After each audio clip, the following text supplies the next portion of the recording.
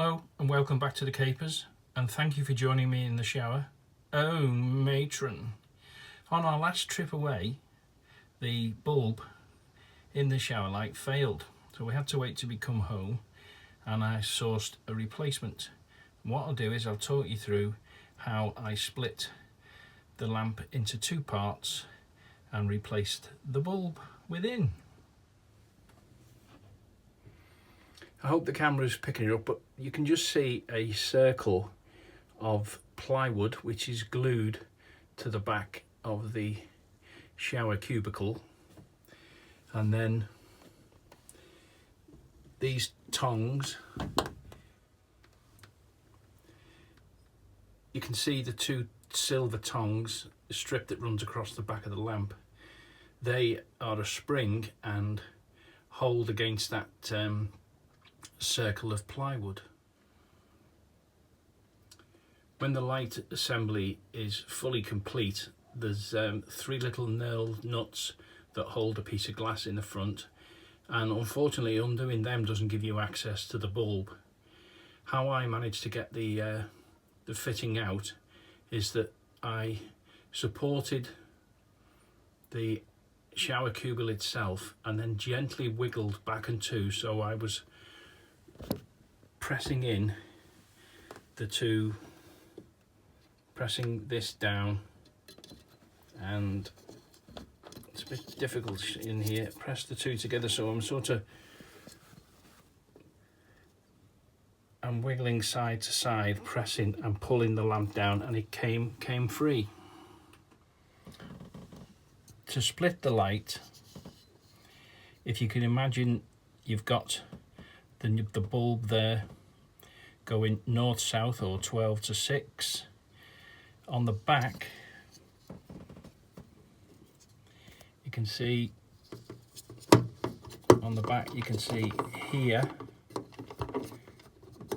there just by my finger, and on the opposite side there, if you insert a small bladed screwdriver into that allows the light to come apart and gives you access to the bulb, like you can see here. And the bulb that's in place is the replacement one that I've obtained from Asda.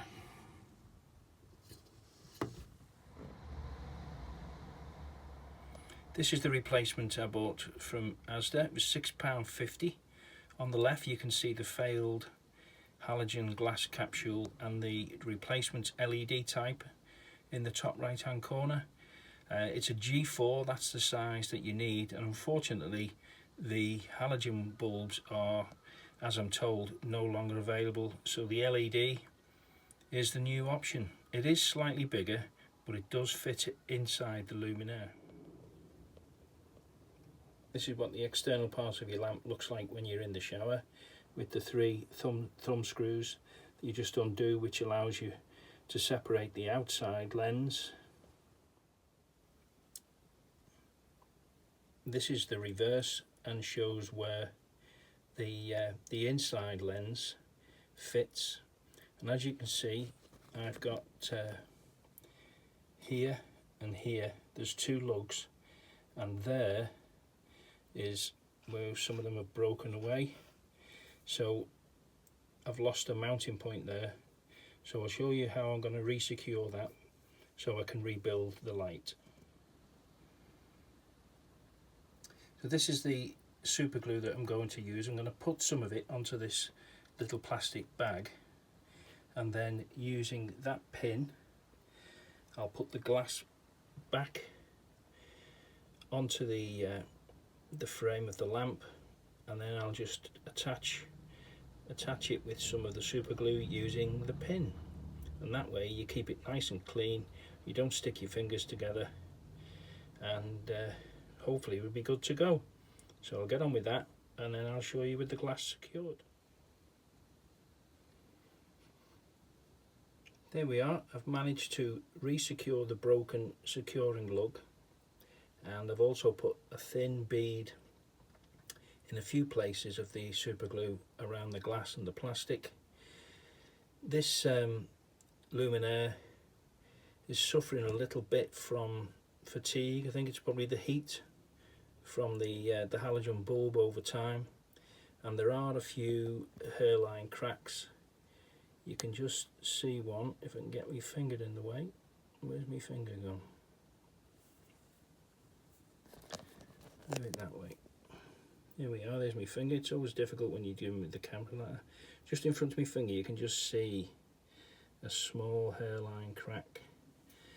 So if the bulb goes again, I might have to replace it with a new unit, but we'll see how we go for now. I can just reiterate that when the unit goes back together, the securing lug, the pin there at the point, is one of the securing lugs, and the other one is diagonally opposite. Just,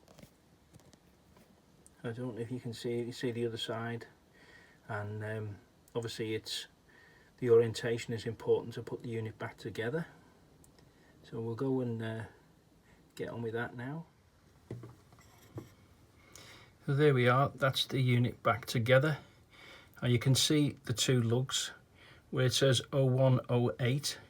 You can see one of them, and the other one is by my finger on the opposite side near to the don't throw in the bin sign.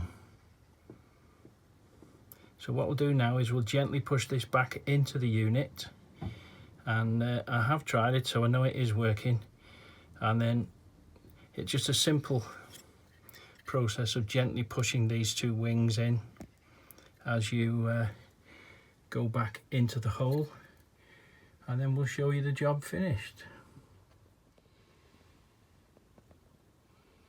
There we are, that's the luminaire back in the hole, and I've tried to not mess about with people's OCD, and I've got the new bulb going north south, and the three fixing lugs are looking rather straight and tidy.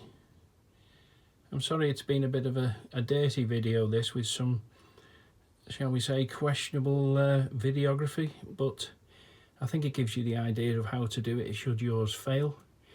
As you could see, it was manufactured in January 08, this unit, and the van was supplied in 2009, and we imagine it's probably in a few Swift variants of that vintage, and maybe some other vans as well. So all it remains now is to let you see it with the light on. There we are, that's the light working.